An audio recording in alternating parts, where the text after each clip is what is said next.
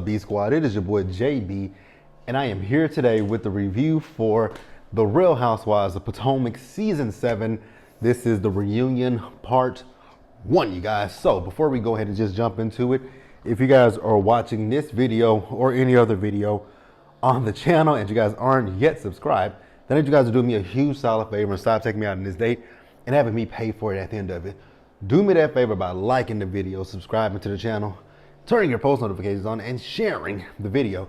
And with that out the way, without further ado, you guys, let's discuss Real Housewives of Potomac. All right, you guys, so the reunion, you know how reunions start. This one didn't start up how it typically starts up. We actually started up with the situation with Robin and with Juan, you know, her being on the Reasonably Shady podcast, telling us tea that, you know, Juan had. Now, see, here's the thing. When it comes back down to that story that Robin told, it makes no sense. If you logically sit and think about it, that story makes no sense. So you want us to sit here and believe that this woman came down to Maryland to see, I don't know if she said a Ravens player or whoever, but the woman came down there to see another person that wasn't Juan, and her hotel, you know, she didn't have enough money to pay for the hotel, but she came down here to see another man. But then she reaches out to your man. Your man says, oh, let me go down to the hotel and put some money on your hotel. How much sense does that make? But see, here's the get you gotcha, because that's a lie. I don't know if Robin was just too dense to think about it, or she just didn't care. When you book a hotel, you have to pay up. You put the money up front, right? They don't necessarily deduct the money. They take the money out, but they don't fully charge you until you leave. So if you leave a day earlier, so they'll give you the refund for the day or the night that you didn't use. Like, what hotel has Robin been to? They'll ask you for the money. You have to prepay for it first, and then when you get ready to check out, you'll be like, oh, I'm checking out. They'll be like, okay, is it going to be on the same MasterCard, Visa card, Discover card, ending in XYZ? You say yes, they charge you. So that didn't make any sense. And then when they were talking about the woman was trying to blackmail them by using Zelle, and the woman was like, she's in Canada and they don't even use Zelle. I was like, ooh, Robin, your stories are not adding up. But if she believe it, it is what it is. It ain't got nothing to do with me. So then we see the ladies as they're getting ready for the reunion. We see Andy goes to all the ladies' rooms, and then we get to the reunion stage. And even when they got to the stage, they were talking about the fact that the seating is like kind of very random, which it really was. And we'll talk about that in just a minute. You guys, so let's talk about the seating. So we have, so we're gonna start from how I'm sitting. So we're gonna go from my left to my right. So on the left side at the end of the couch, you have Wendy, then you have Ashley, then you have Giselle. And then in the middle, Andy Cohen. Then to Andy's right, you have Karen. Then you have Candace, then Robin, and then Mia. Yeah, that's how it is. I was trying to, yeah, so it's a very interesting seating chart. And Andy did talk about the seating chart, how with the seating chart, the producers try not to set people who have an issue with each other beside each other. But since this cast, most of them don't like each other, it's kind of hard for them. And I was thinking to myself, that's not necessarily true, is it, Andy, right? Because let's go back to Real Housewives of Atlanta, season 14 reunion. Sanya and Drew did not see each other at the end of the season. They didn't see it for each other, right? I don't know who just walked by my door, but yeah. So Sanya and Drew weren't seeing it for each other, but y'all sat Sanya and Drew right beside each other. So I think that's a cop out, right? The reunion set. What Miami is this? Because it's really ugly. Just saying. So I thought it was funny when Andy asked Robin, was Juan coming? She says he had to work. He said, I figured. I was like, oh my God, right? So the dresses. Did my opinion change on the reunion looks? Slightly. So I wasn't, you guys know, I think I said I wasn't the biggest fan of Karen's dress. I don't know what it was. But the issue that I now really have with Karen's dress is this mesh up around her neck. It's not split. It's not her skin tone, so you can really see it. Also, Mia's mesh too, right up around Mia's chest. It looks unfinished. So so if we're gonna go by my favorite looks based off them sitting down, I'm going to still have to stick with Wendy as one of my tops. I love Wendy's dress, love Wendy's hair. Wendy's body is just giving what it needs to give, right? Um, I still like Ashley's dress, I really do, but I hate Ashley's hair because Ashley's hair is exposing that big ass forehead. So I don't like Ashley's hair. I love Ashley's dress. I just hate the forehead hair, right? The forehead. Candace's dress, I do like Candace's dress, right? Candace's dress is still a whole lot. I know she's giving a homage to Cookie Monster, right? And Andy asked her, you know, where's the key to Sesame Street? She said, I'm gonna let you ask Ashley because she has the key to Sesame Street, right? So Candace's dress, I like it. It's still a lot, but I do like it. Karen's dress, only thing is I just don't like the mesh up around her neck. I don't like Mia's dress that much. Robin's dress is not. It's an upgrade from previous looks that we saw from Robin, so it's not that bad. Robin played it safe, safe. So I'm not upset about it, right? So Giselle's dress was unfinished. This collar around her neck. Well, I mean, I guess you're trying to cover up the neck, so we can't fault her too much for that, right? So let's just go ahead and pause here and go ahead and get into the reunion. So we start up the reunion. We're talking about Ashley and Giselle. So you guys know Ashley was dating Luke. Again, I never remember which show Luke comes from. Is it Winter House or Summer House? You guys can tell me in the comments. I don't watch either one of those shows. The only thing that I watch on Bravo non-Housewives is Vanderpump Rules, but I haven't watched that in quite a while. Vanderpump Rules. I think that's it. And Married to Medicine. Vanderpump Rules and Married to Medicine. I think those are like the only things that I can tell you guys that I watch on Bravo that is non-Housewives. I don't watch Below Deck. I don't watch Southern Charm. That's it. So yeah, if she dated Luke, but she's no longer with Luke. She and Luke broke up, and you guys know Giselle is dating Jason. I don't know if it's Summer House or Winter House, one of the two, right? But Jason is dating Giselle. When they showed the picture of Jason and Giselle, all shade, he really looks like a mother and her son sending him off to college. That's what it gave to me. So Ashley is the reason that Giselle and Jason are talking. And then talked about Robin and Juan. They got remarried. And Andy's like, how is it? She's like, it feels the same like the last time. I'm like, is that a good thing or a bad thing? Okay. So when Andy was talking to Robin about the wedding, that was Karen. I was like, y'all are so shady. Adding that in, right? But I agree with you, Karen, right? So we move on. We continue with Ashley.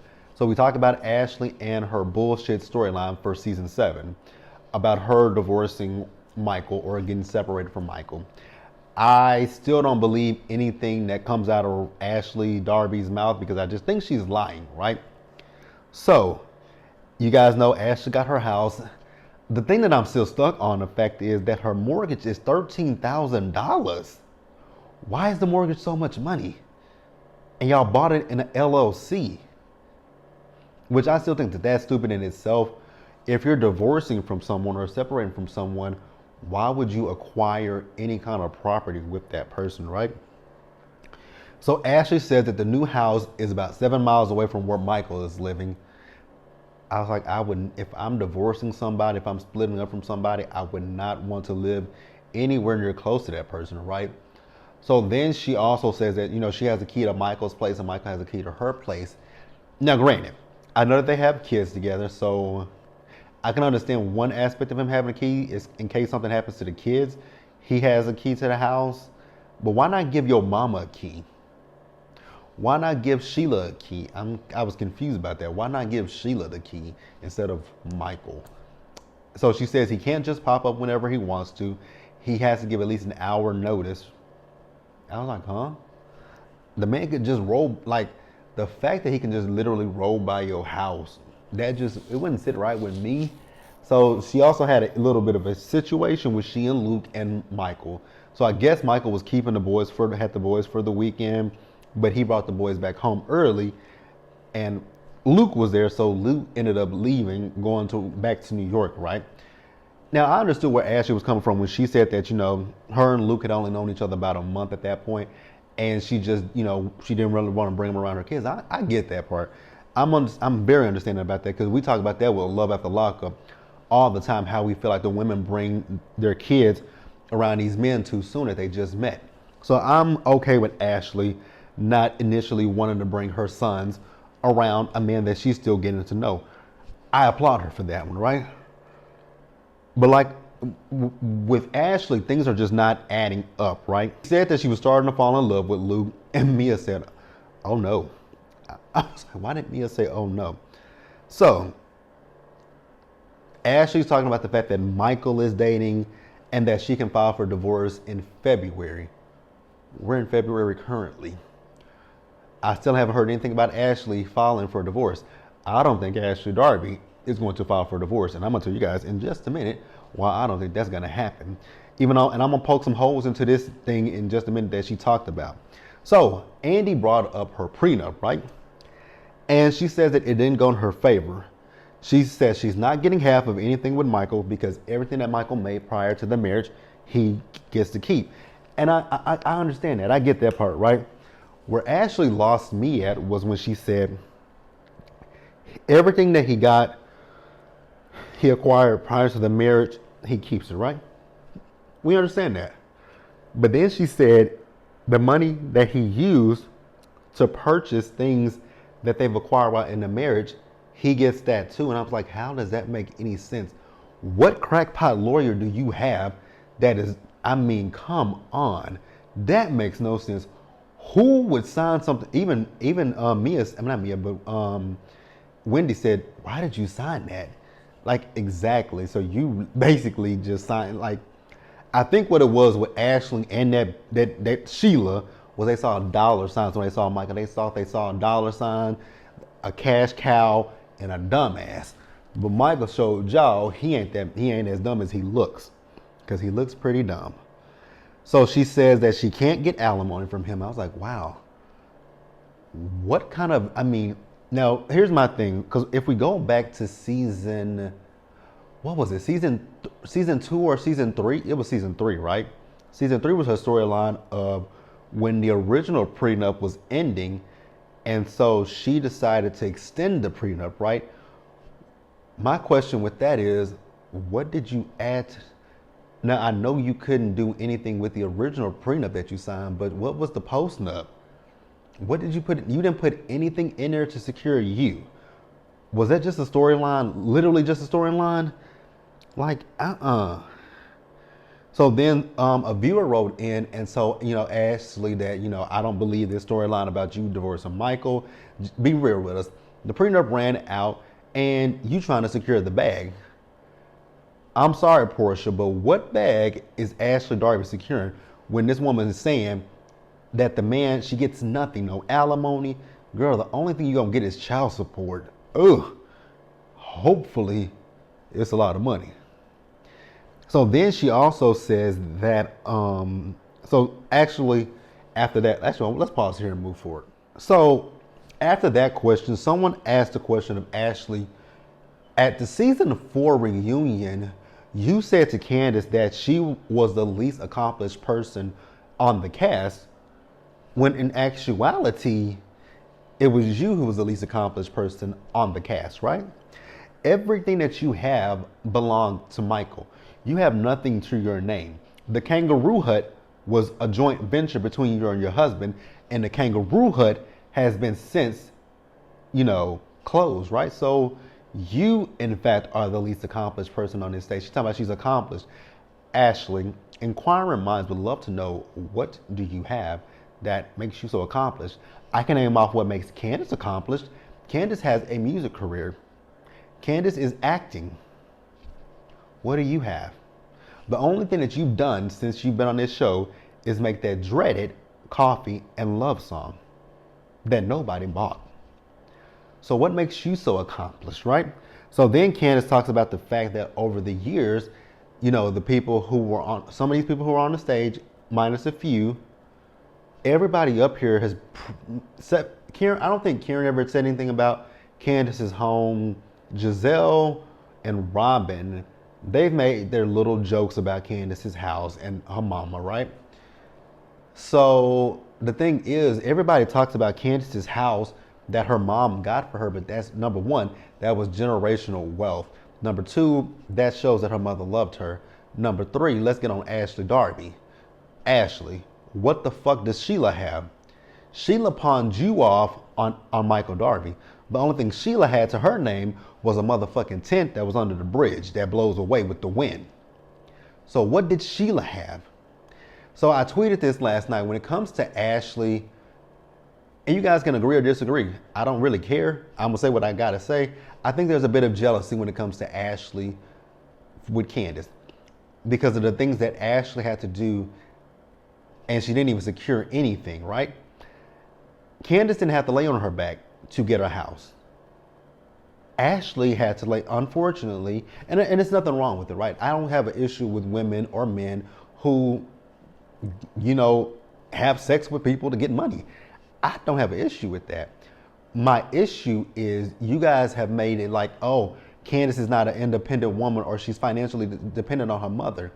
If her mama got the means and the funds to take care of her, who the cares, right? Like, your mama pimped you out to an old, creepy hobbit troll for money. Because let's not forget the fact that Michael bought Sheila a house and he wanted her boyfriend out of the house, right? So Michael could kick you and Sheila both on your asses, and both of y'all would be sleeping under a tent, under a bridge, right? So let's keep that in mind, Ashley. Talking about her kids will be, and she says, well, talking about she's not a responsible adult. Ashley, neither are you. You're not smart. You're not a smart person. Let's be real, right?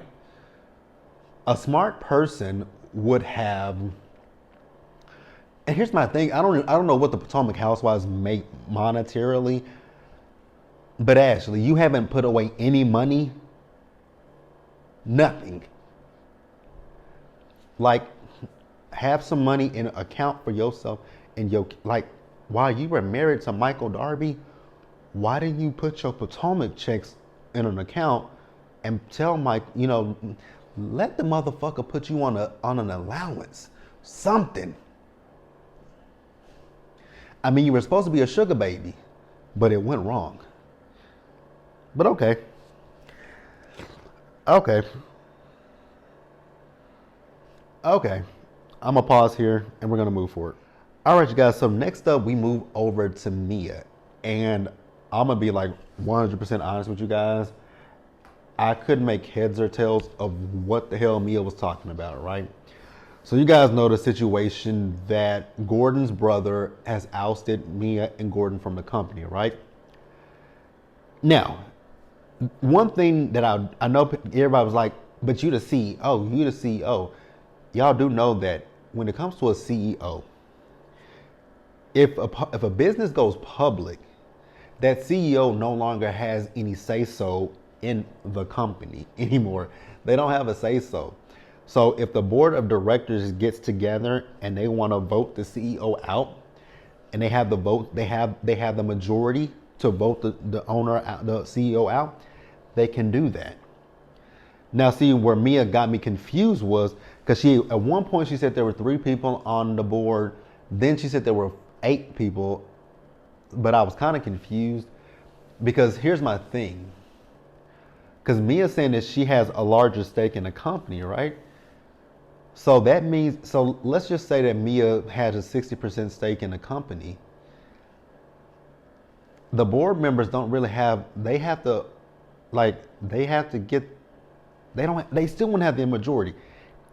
They would have to, it would be, it would have to be majority of rules, right? I don't know, but whatever Mia was saying, I didn't understand it, so I can't really regurgitate it to you because I didn't understand it. Now, when the ladies were laughing at her, I did feel like that was a little bit disrespectful.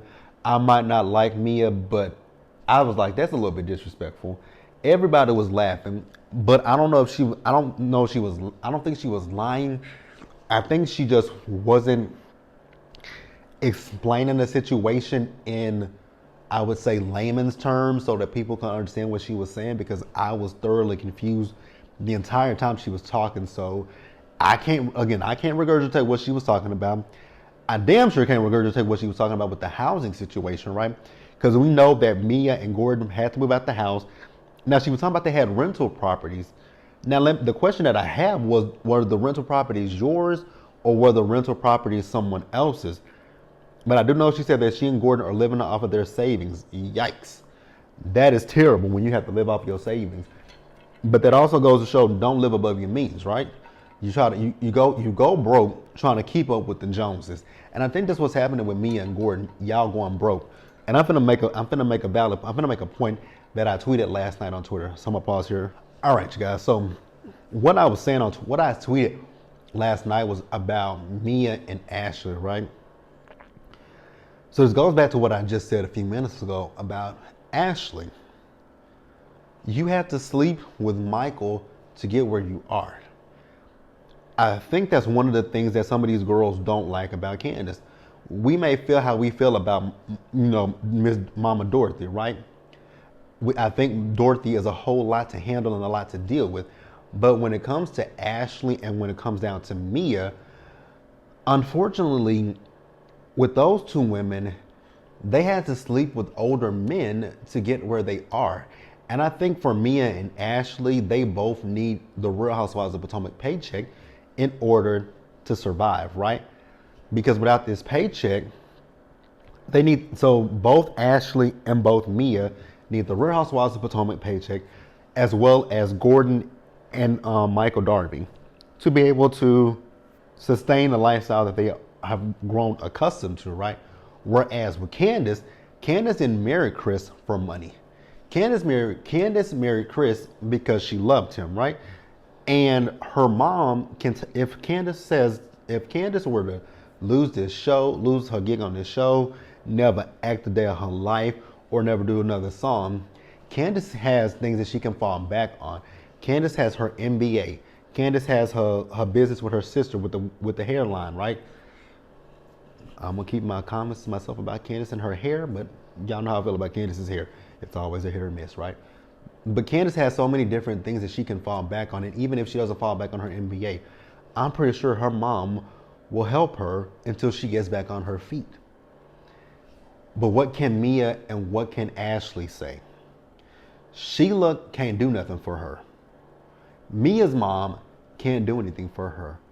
If they lose this show and their husbands, they're gonna be under that same bridge with the tent that Sheila was sleeping under. Let's be real. Let's keep it a buck with each other, right? But yeah.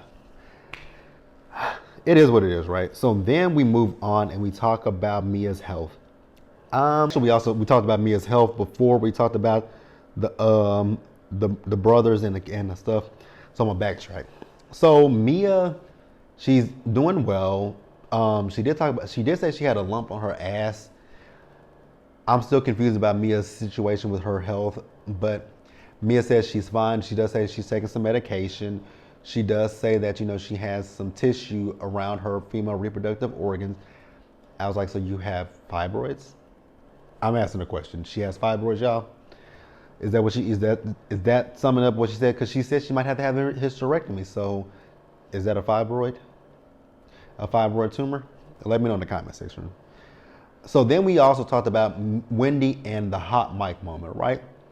And you guys know how I felt about that. There was no way that Wendy could explain that. I mean, like, girl, you was wrong.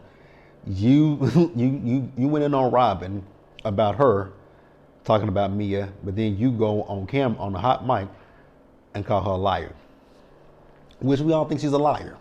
So I don't feel nothing about it. Now, for Mia to call Wendy a snake, I was like, I believe Jacqueline would call you one too. I'm pretty positive Jacqueline will call you a snake as well, but okay, girlfriend. So then she was talking about, now girl, the fact that you call Eddie an opportunist.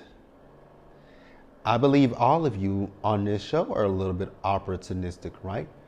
Hello, you guys are in front of a camera putting your whole lives on this television show for people to see. Mia, you're the biggest opportunist on this cast. But hey, it is what it is, right? So that's all we got for Mia. We're going to pause here and wrap up this episode, you guys. All right, you guys. So now we move over to Giselle and Candace and the situation with Chris. So I'm trying to figure out. Now, I still have the same stance that I've had all season long when it comes to this situation with Giselle and Chris, right? I'm not someone who's going to sit here and say what makes somebody uncomfortable, right? But what I will call into question is the fact that when it came to Giselle, if you were so uncomfortable in the moment, you told him to leave. He left. That uncomfortability should have left with you, right? And then if you continue to feel so strongly about it, why not then, before the camera started picking up and recording y'all, why not say something to Candace? Candace said, you have my phone number. You've been around me. And she's like, I haven't been around you. She said you were at my album release party. She said, did you want me to tell you that when you were singing? That wasn't the point she was making, Giselle. The point she was making was you had ample opportunity to tell me that Chris made you feel uncomfortable. But no, you decided to wait until the cameras were rolling to tell me that Chris had made you feel uncomfortable. But again, here's my thing when it comes down to that. Again, I'm not going to sit here and say what makes Giselle uncomfortable. I'm not doing that. I'm just going to call out the hypocrisy and the contradiction. He didn't do anything to you. He didn't touch you. You went to your hotel room. You realized nobody was in there. You told Chris to leave. You said Chris left. So he didn't stay long enough to have a conversation with you. But then when you get on camera with Robin, you recount it as he's a sneaky link, and you use that term incorrectly. A sneaky link is someone who is in a relationship, i.e. Candace and Chris are married. And a sneaky link would be somebody behind my camera trying to get at me, right? Like I'm sitting here talking to you guys, but meanwhile, somebody else is behind in the background doing some stuff, which no one's doing anything in the background. But that's a sneaky link, right? Like Candace and Chris married. He's sneaking around behind Candace's back, cheating on her. That's a sneaky link, Giselle. You were not a sneaky link. And then,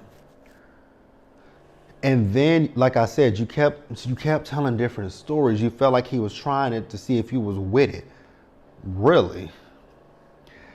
And the one thing I'm not going to do to Giselle is I'm not going to take away from the fact that Giselle is a beautiful woman, right? But Giselle has that pretty girl syndrome. Giselle has that pretty girl syndrome that she thinks, oh, just because I'm pretty, every man wants a chance to have Giselle. That's not the case, sis. I just hate to tell you that. You're a beautiful woman, but you're not that beautiful. And even the most beautiful women, not everybody likes them and thinks they're beautiful. Let's keep it at that, right? So Giselle they showed the package, and in the package, Giselle got a DM from Chris after they finished filming season 7 of Potomac, right? I think this might have been after the finale party. So Chris apologized to her. Now, I want you guys to be clear of his wording. He said if he offended Giselle. He never said I offended you. He never said I did anything like this. He says if. Because he didn't know if he, and see, when it comes to people who do now, you guys know how I feel about the if or buts apology, right? You guys know I don't like them. But I don't like them when Chris didn't know that Giselle was saying that he offended her or he did this to her, right? So he apologized because he didn't know it. And I appreciate when people, if you give me an apology and you say, if I did this, if I haven't told you verbatim that, you know, you pissed me off, you offended me, you did this to me, you did that to me, that's fine for you to say. If you know, and if you know, be like, you know, if I hurt your feelings, if I offended you in any type of way, that wasn't my intention. I sincerely apologize about that. That actually happened to me today, where someone DM'd me. We'll talk about it when we get to it. We'll talk about that not next week, but we'll talk about that the following Friday. We'll talk about it. It came from a cast member from Ready to Love. They apologized to me. We'll talk about it when we get to it. But the cast member apologized to me. He, you know, said, if I offended you, I apologize about that. It wasn't my intention to apologize. You know, it wasn't my intention to offend you if I did, right? And I said, you know, no, you know, you didn't offend me. It just felt like you were coming after me, per se. And I accepted the apology because I felt like it was a sincere apology. And like I said, you guys, we'll definitely talk about it when we get to Ready to Love. Not this Friday, but next Friday. Actually, guys, I don't know. We'll think about that. But yeah, so Chris apologized. And then she's saying, you know, that's an admission. How was that an admission? He never said he did anything to you. You're not, Candace was right, you're not smart. So Giselle said that I'll apologize to you and I'll apologize to Chris. And Candace told her, shove it up your ass. And I was like, exactly. And then Ashley tried to jump in.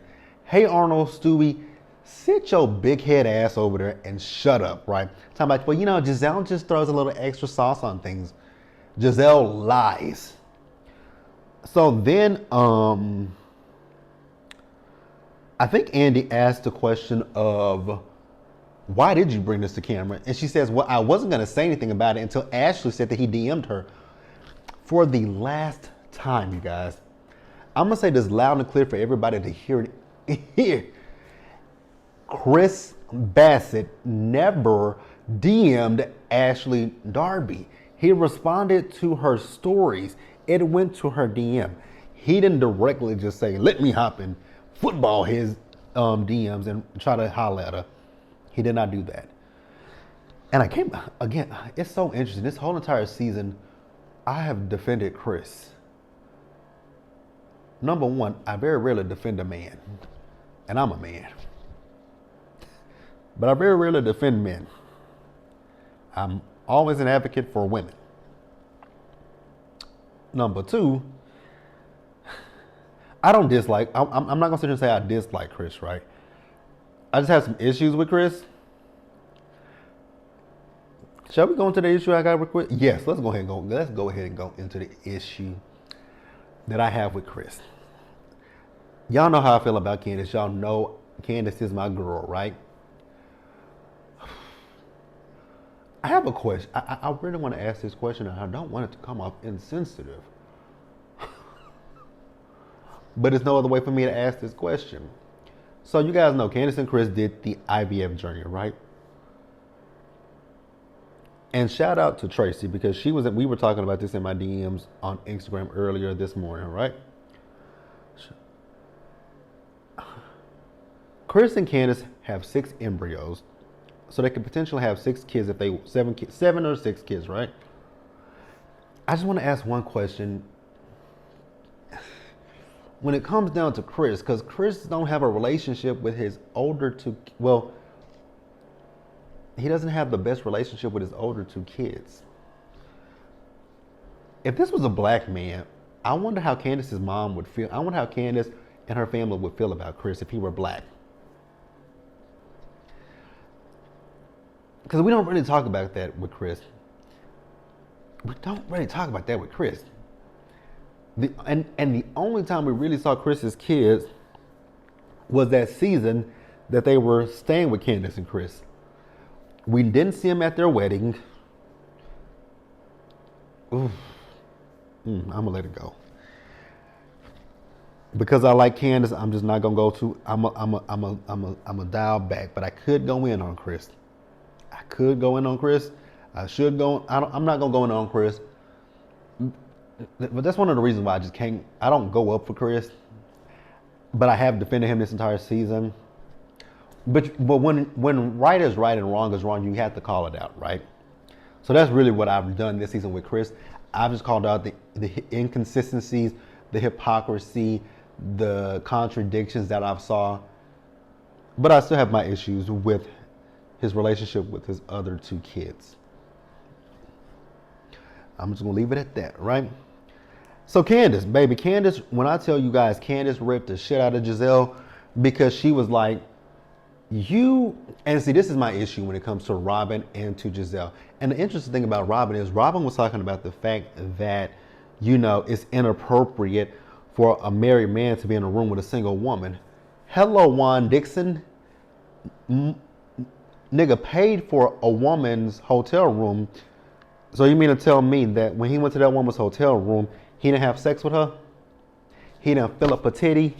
He didn't put his hand in between her legs? He didn't do nothing? He didn't get his dick sucked? He did something. He did something. So you can miss me with that bullshit, Robin. So that's my issue when it comes to Robin and Giselle. And I know one of my subscribers, Phil, loves Robin. And my best friend loves Robin too, right? I don't 100% have a huge issue with Robin. My issue always with Robin is, and especially in this reunion, Robin kept throwing on a cape for Giselle, and it was annoying me to no avail, right? So Robin and Giselle both had storylines this season, and they had very good storylines if they had actually brought them to the show. Robin, you probably could have won over a lot more people if you had actually brought your real storyline to the show. Let people know, like, you having issues in your relationship with Juan. He cheated on you, and that's why you're not really ready to go through with the wedding 100%. Giselle, you had a great storyline. Oh my God. Your storyline possibly could have made people look at you a whole lot differently. Now, I'm not going to say people would have liked you, but more people would have saw the more humanistic side of Giselle Bryant. Is humanistic a word? Did I just make up a word? I gotta look that up. But people would have saw the more the more human side of you, right? You're dealing with fibroids. That is something that Black women deal with on a daily basis. There's probably women out there right now in the world, Black women, who are at a doctor's office getting a diagnosis that they have fibroids, and they may have to have a hysterectomy, full or partial. I don't know about that, right? And they could have saw you go through that journey to figure out what's the best decision for you. But no, we went with this storyline with Chris Bassett. And just like Candace said, you're dwindling. Whew, Jesus, when she said that, I lost my breath. Your dwindling uterus was waiting for you to put it on TV. I was like, damn, Candace. But she didn't lie. No lies were detected. But that's really all I got, you guys. Damn, I gave y'all guys almost a 40-minute review. But yeah, that's it, you guys. Let me know what you guys thought about part one of the reunion. So, we got 2 more parts. God, Charisse. Jesus, I don't want to see her. I do not want to see Bob the Builder. But that's, so yeah, part 2 and 3 are next. And then I think in part 3 is going to be extended because we have this, we're going to have the one-on-one interview with Robin and Andy. So yeah, you guys, let me know what you guys thought about part 1 of the Real Housewives of Potomac Season 7 reunion in the comment section below. Subscribe to the channel, turn on your post notifications, share the video, you guys. And until the next time, stay safe out there. Take care of yourselves, wash your hands, be blessed, and I'll catch you guys in the next one. Bye, guys.